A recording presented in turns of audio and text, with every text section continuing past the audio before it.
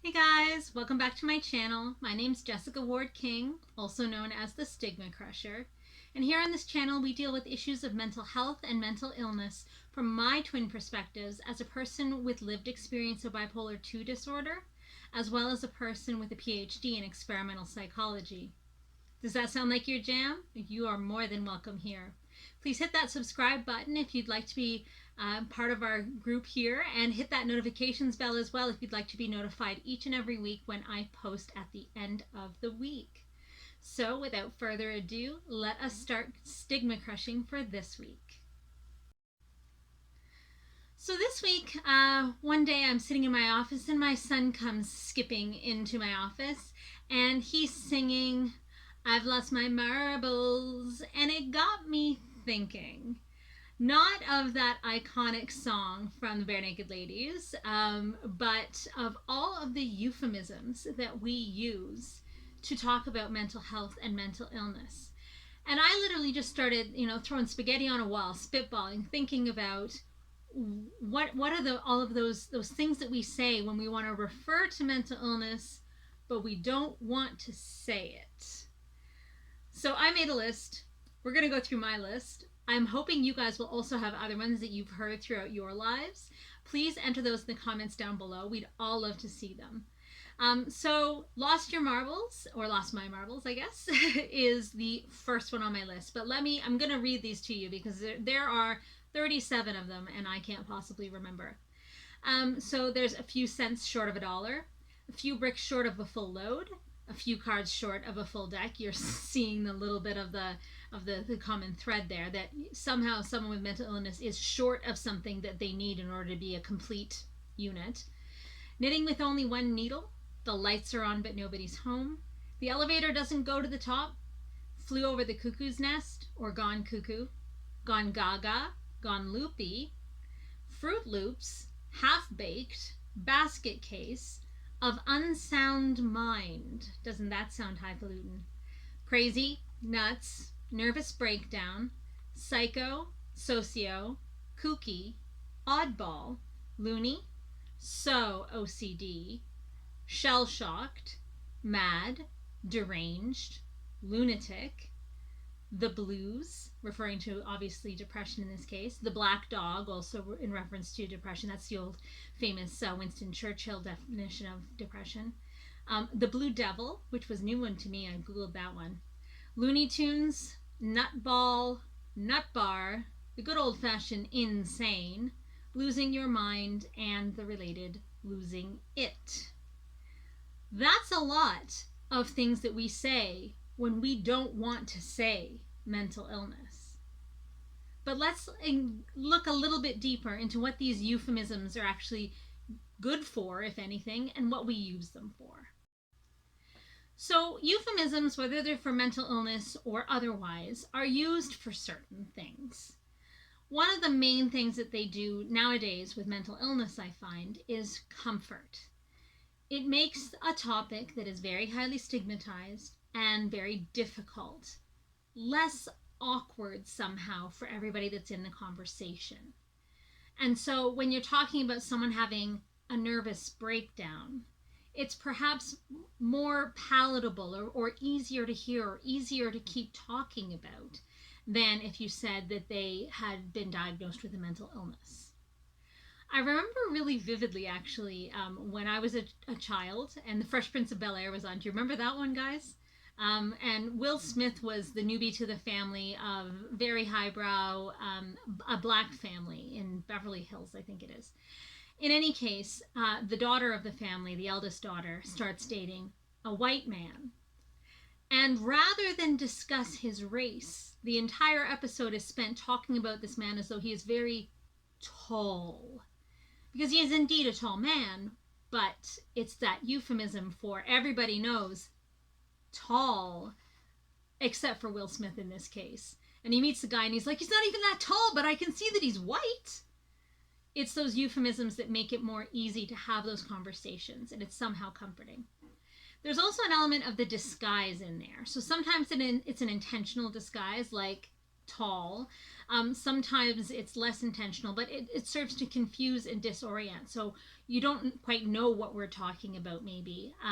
So saying psycho instead of mental illness, it could be that disguise to, intentionally redirect what someone's thinking about into, psycho being much more connotations of violence, of being frightened of that person, than if we just discuss mental illness. So you can kind of see how you can use that euphemism to disguise and redirect. Sometimes it's used to shield. So it can be used, to shield oneself against something that's fearful or that they're afraid of. And so that's the stigma part, right? Where you use the euphemism like few bricks short of a full load, so that you don't have to talk about a person having schizophrenia, for example. And you can really shield yourself or your listener against those terrible connotations that you perceive in the actual appropriate word. Another thing they can be used for, and the last one I'm going to mention, is a spin, to trick or to schmooze someone into thinking or talking a certain way.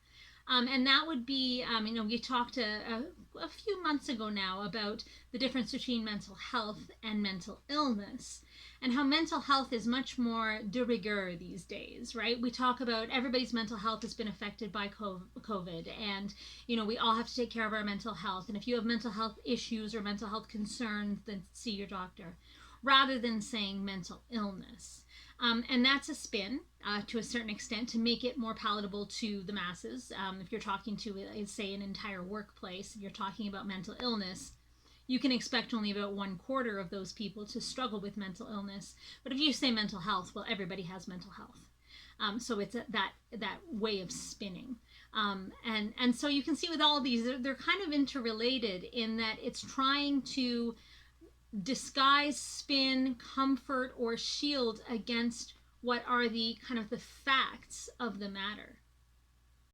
And it's kind of interesting if you think of a lot of the other areas in which we use a lot of euphemisms. So think of things like sex, defecation or urination, even death. All of those things have a lot of different ways of describing them. So thinking, for example, with menstruation, riding the rag or the red devil, even, different ways that we talk about it so that it can be palatable in polite society, or so that it can be, understood amongst a subgroup of people. Like I'm thinking, teenage girls and menstruation. And so these are all topics that are very factual and very commonplace. In fact, everybody has to deal with them at some point or another in their lives, just like mental health and mental illness. But they're uncomfortable. They're things that should be hidden or unseen, but also things that have emotional connotation with them, right? And not everybody is always as inculcated in the issues that they're bringing up. And so for folks that haven't had to deal with the death of a loved one, having some of those comforting euphemisms, you know what to say, you know what not to say perhaps, but you have some vocabulary in your arsenal so that you know things that are acceptable to say. And so there's that element of the euphemism, right? That comforting element again. But it does serve to really put like a fog or a gloss over what are the facts of the matter. And a lot of the stigma that comes, and all of these other things I've talked about too, death, menstruation, defecation, urination, are highly stigmatized things, right? We're not supposed to talk about it. We're not supposed to be seen to do it or to know that anyone does it, even though we all do. And so, these are things that are to remain hidden, and yet they're very factual, and we all do them. So thinking of that then, when we are talking about mental health and mental illness particularly, how should we talk about it? With the facts of the matter. So using precise medical terms in a lot of cases is most appropriate. So when describing bipolar disorder or schizophrenia, using those terms. When describing major depressive disorder or postpartum depression, using those terms is appropriate and is usually readily understandable. Now, there are cases when the person that is struggling themselves or the person that is talking about it uses a different term. And that might be the term that is most meaningful to them. It might be the term that they've learned or that they know about.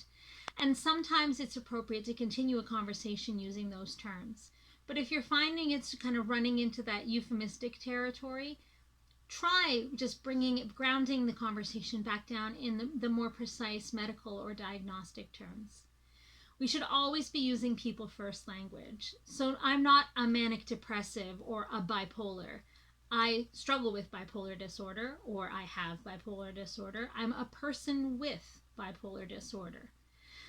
So using that person first, I'm a person. I'm a mom. I'm a wife. I'm an employee. I'm a person with bipolar disorder. I'm all of these things. I'm not just a manic depressive.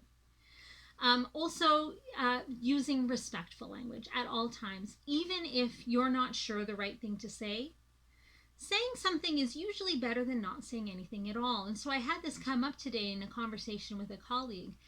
Someone said, I don't quite know the words to use, so I just kind of try not to talk about it. And I advised them, I said to them, for me, when somebody can say to me, I see you and I see you're struggling, and I don't know how you talk about or what you say, but I just can see you and I feel you. That's so much more meaningful than if they just pretended that it wasn't there at all. That's really hurtful for me. And so having that respectful language, where like, I don't know how to talk about this, but I can see it's happening, can be really meaningful to people. And like, as I said, I'm a person with a PhD in psychology. I know the diagnostic and statistical terms, and I have a way of talking about myself and my illness that others might not share. Someone might really prefer, and so this is going back to using the language people use to describe themselves. Someone might prefer to say that, well, they have manic depression and that's what they've got.